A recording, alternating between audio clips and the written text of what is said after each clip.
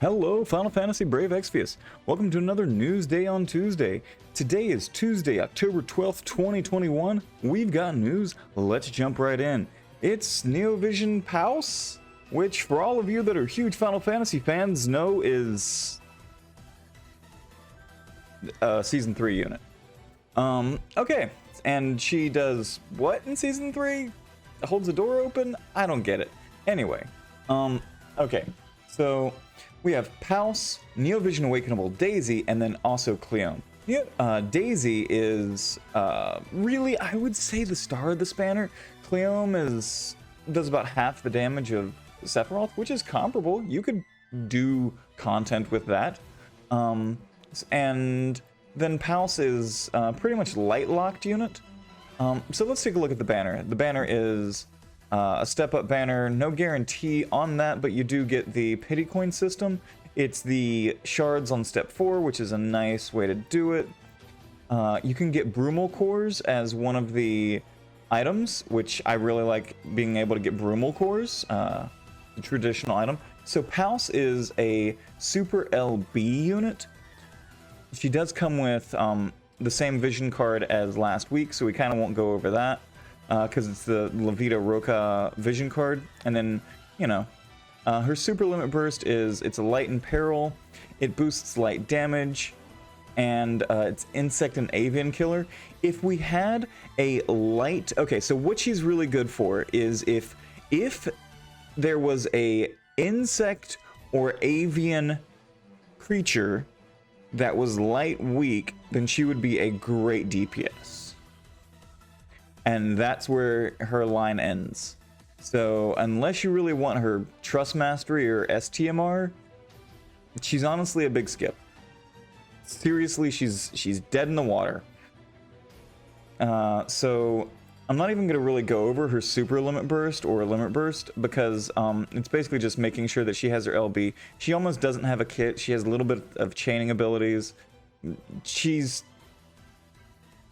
If you get her, use other units.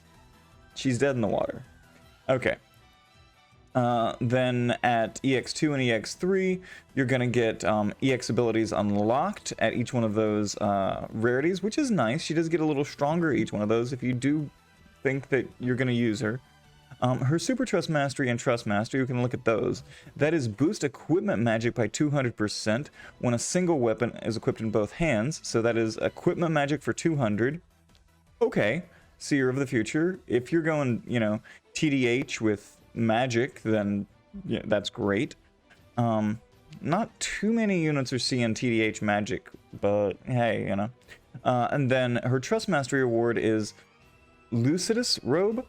It is a 31 defense and 50 magic, and it has insect and avian killer by 40%? Not 50, but 40? Okay. So if you're trying to do magic damage to a insect or avian, then this is the perfect Trust Mastery.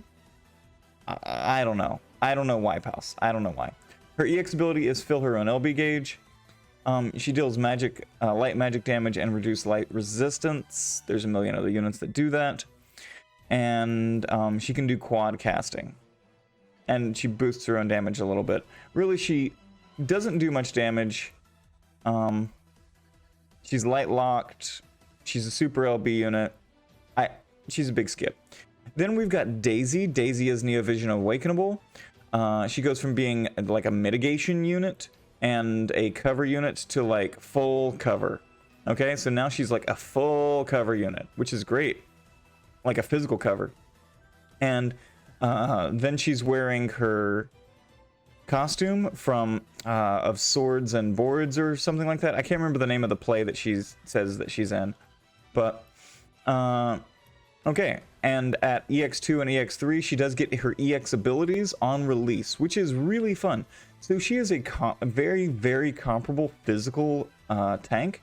But, you know, how often we use a physical tank? But if you guys are trying to do like Clash of Wills or something and you need a physical tank, she can go EX3 really easily, and if you don't have Bohemia or something, you know, you can get her to EX3 real easy. So she might see some good Clash of Wills use because of that. Okay, so you of course get the Gigantor's here cards. Her Super Trust Mastery is that nice, fully enhanceable Daisy's Arm Guard. Really good. We got to see it in full last week, and her Trust Mastery is, you know, the same. Her featured EX ability is just a really good physical cover.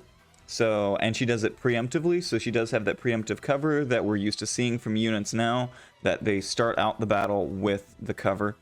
And her featured standard ability is boost attack, defense, magic, and spirit, reduce her damage taken, reduce physical damage taken for all allies, and chance of temporarily guarding all allies against physical damage. So, you know, it's a good tanky ability. Alright, her Brave Shift ability is Earth Principle. She is an Earth DPS and reduces Earth damage and reduces damage taken by herself. So she can do a little bit of damage and imperil. She does good to an Earth team comp, you know, like a lot of other global exclusive units have been recently, but she's not global exclusive, so. Alright, and then we've got Cleome. Cleome goes from a physical DPS to a physical DPS. She's about half the damage of Sephiroth. So for him being a premium unit and her just being a Neo Vision Awakenable, that makes her pretty strong. Okay. She does get her EX abilities on release. Her Super Trust Mastery doesn't get updated, but her Trust Mastery does. And it is now boost attack by 40% and physical and magical damage against Reapers and machines by 25. Alright, her EX ability just gives her so much more flat attack. Her featured standard ability is so much more flat attack. And her featured Brave Shift ability is boost dark damage of LB, abilities, and magic. Boost attack, boost LB damage, and fill LB gauge for casters. So she, again, like so many other units that we have in Global, not even in Global, but in FFBE now, is an LB damage unit. So you ramp her up for the LB damage, and it is LB dark damage. So again, very similar to Sephiroth. Okay, so let's take a look at what else we've got coming at us this week. We've got Item World. Yay. So Item World is giving us something that may be usable for things like if Kairos ever comes again, you know. It reduces MP consumed by 10%. Yeah. The rare is boost magic by 60% and boost equipment magic by 25%. So you can actually have some magic on this, but I don't know. I don't know who this is for, but we're getting it. Yay. Item World with a thing that maybe you could use if Kairos shows back up or another MP drain boss, but otherwise I don't know who or what this is for. All right. Anything else in here? No. Traditional bonus is pretty much everybody that's global exclusive, and then to a lower bonus, the newest units. Weird. It's so weird how they're like, this is just like global master race is what this is. It's so weird. Anyway, all right. Continue scrolling because this is the event for the week. So just making sure. Yep. That's it. That's the whole event for this week. All right. Then we've got the series boss battle, Safer Sephiroth. So this is our series boss battle against Sephiroth.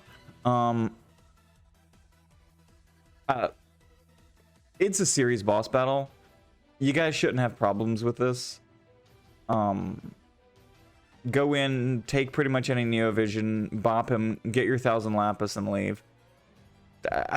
There's nothing more to say about it. It's a series boss battle. If you guys want to, you could take in, you know, other units and try and, like, you could take in, like, Barrett and Kate Sith or Biggs and Wedge or something and try to give yourself a little bit of a challenge, you know, just for fun to go up against old Sephiroth as his boss form, which, you know, maybe you want to do that. Maybe you want to have a fun fight.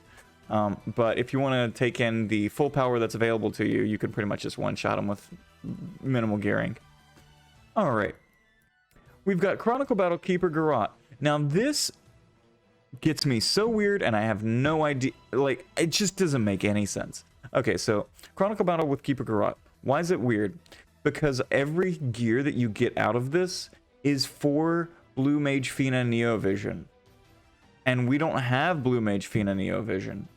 She should have dropped about 3 weeks ago, but she didn't.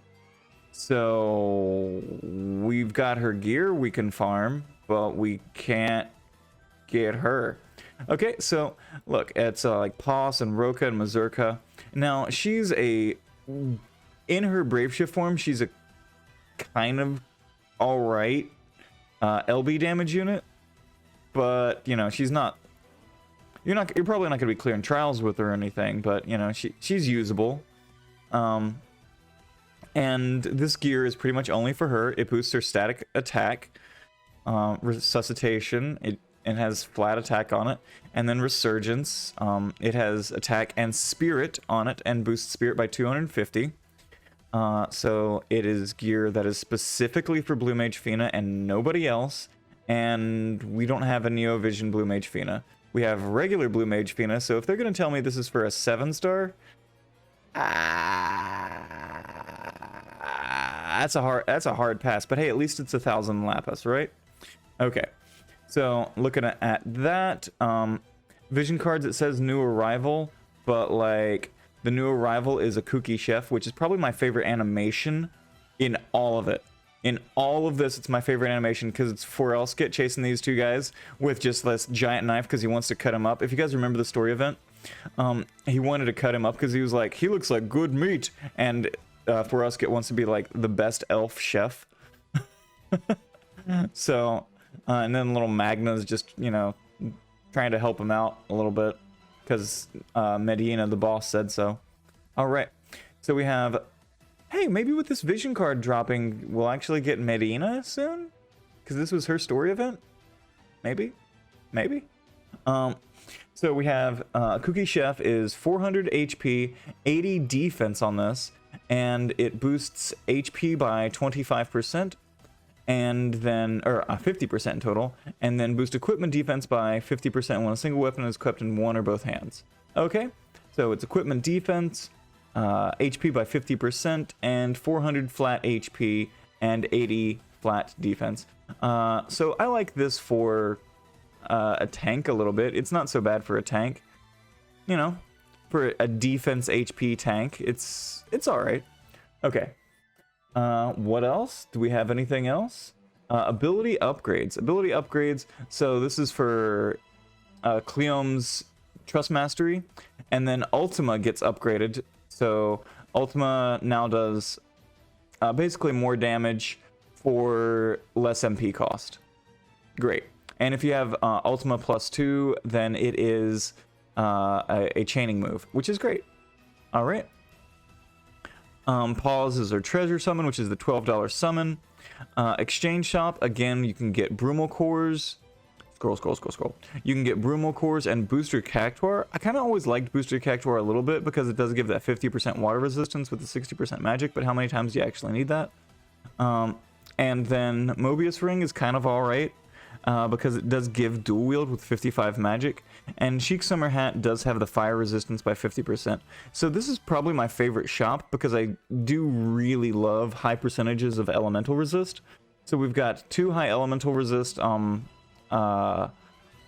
things to purchase, and then something that grants dual wield, and then Brumal Cores, which boosts fire and light damage innately as a passive buff. So, I don't know, this might be my favorite one of the shops they've ever dropped. Okay, I think that's it. I want to say that's it. Then we have our login bonus, and then the maintenance bonus. So really, there's a little bit to do this week, but it's pretty much just item world. Also, we just got this news that dropped. This is our free weekly 10+1 summon. So they kind of screwed up last week, and we're getting 2 of them. So we will be getting 2 10+1s at the beginning of next week. So that's pretty exciting. All right. So make sure to do them both, guys. All right. So if you guys are pulling for Paus, good luck. If you're pulling for Daisy or Cleome, awesome. If you're saving for next week, which is Halloween, and we all know that's going to be insane. It's probably Halloween next week. They might keep it for 2 more weeks, but if you're saving for next week for Halloween, tell me your predictions. What kind of unit do you think they're going to make? You think it's going to be like, I don't know, a witch or a demon or a jack-o'-lantern? What do you think it's going to be? All right. Thanks for hanging out, guys. Much love. Peace.